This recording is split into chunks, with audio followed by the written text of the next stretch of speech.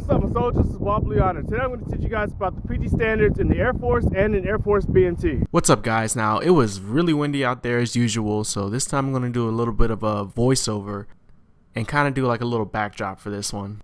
I bought a new microphone, and what better way to use it than now? Now, what you guys are looking at is the official Air Force fitness testing scoring chart. What you're looking at right now is the active duty scoring chart though, so we're going to go over active duty first. In the first column is the cardiorespiratory endurance portion of your test. In other words, it's your mile-and-a-half run. Active duty, the maximum amount of time that you can run and still pass is a 13:36, and that is if you are under 30 years of age. If you're over 30 years of age, which you shouldn't be if you're coming into the Air Force, then you're going to have a different scoring chart. To achieve the maximum amount of points for your run, you have to get under a 9-minute 12 mile and a half. In the second column is your body composition, which is basically they're going to take a tape and they're going to measure your abdomen. Your abdominal circumference cannot exceed more than 39 inches. If it does, you fail. To get the maximum amount of points for your AC, you have to get under a 32.5 inch waist. Now your third column is your muscle fitness, which is your push-ups and your sit-ups. For push-ups, it's so low that it's not even in this picture because I couldn't get it in the picture, but it's 33 push-ups minimum. If you get anything less than 33, then you fail, and to get the maximum amount of points, you have to do 67 push-ups. For sit-ups, it's 42 minimum and 58 maximum. Of course, in any of these categories, you can go above and beyond and do better, but you can never go below any of these points on the bottom. Because if you go below those in any section, you could do a perfect 9:12 run time, have a 20-inch waist, do 68 push-ups, but if you do 41 sit-ups, that's below the line and you fail your whole test. Now this is the official active duty Air Force fitness testing scoring for females under the age of 30. Man, that was a mouthful. So now we have the cardiorespiratory endurance, which is your run time. For females, you cannot run slower than 60 minutes and 22 seconds for your mile-and-a-half run. And to get maximum points, you have to run as fast or faster than a 10:23. Body composition, which is your waist circumference, cannot be more than 35.5 inches.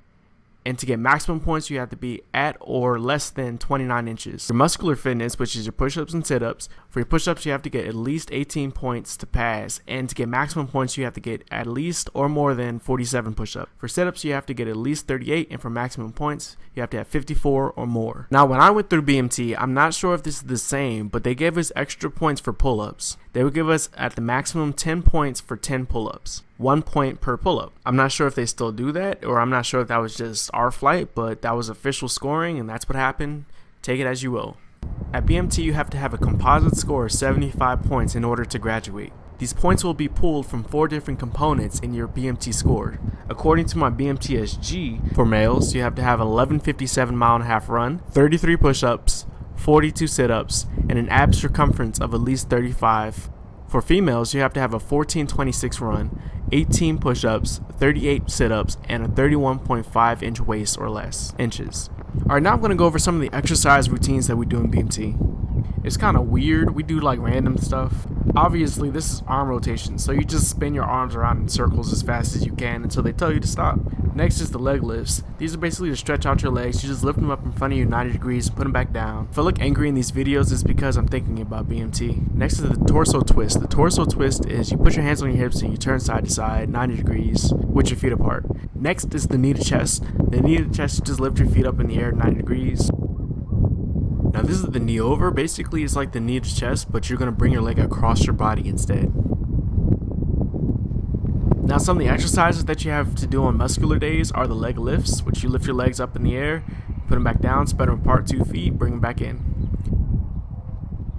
Next is the pyramid push-ups. Now the pyramid push-ups, you do 1 push-up, you roll over, you lift your hands in the air 1 time, then you do 2, and then you lift your hands in the air 2 times, and you'll go up to whatever number they want you to, and then you'll come back down. In this example, I only go up to 3 and then I come back down to 1.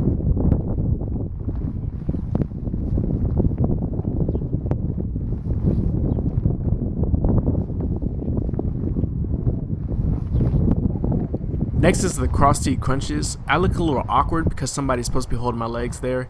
Now this is the partial squat. Partial squat is what it sounds like. It's a partial squat. You don't come all the way down.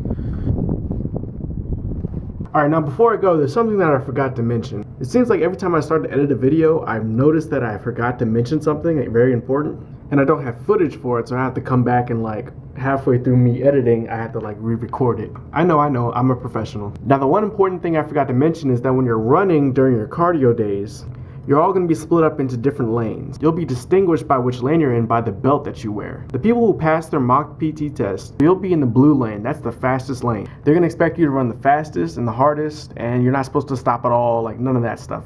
You're going to be on target like the whole time because all the MTI is going to be looking at you, like making sure that you're not like slowing up or like falling behind or anything like that. Also, if you're a blue belt, you're going to run the outside lane. So that means you're going to run the longest and the farthest out of all the groups. So what a lot of people do is they run slow during their mock PT test. It has no negative consequences because they do that because they're just trying to see who's in shape, and it won't affect you if you fail the first one.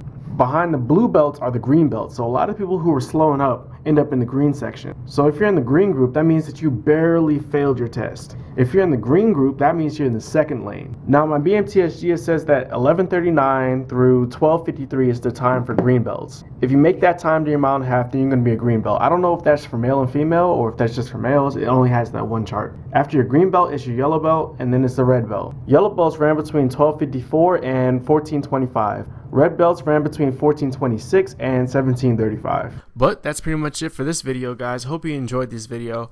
Make sure you like and subscribe to my channel if you enjoyed this channel. I'm closing in on 1,000 subscribers, so I'm thinking about something I can do on that special day when I hit 1,000. Seems like just yesterday I was at 100. Thank you guys for watching. I hope you learned a lot. If you have any questions, as always, leave them down in the comment box below. See you guys next time. Peace.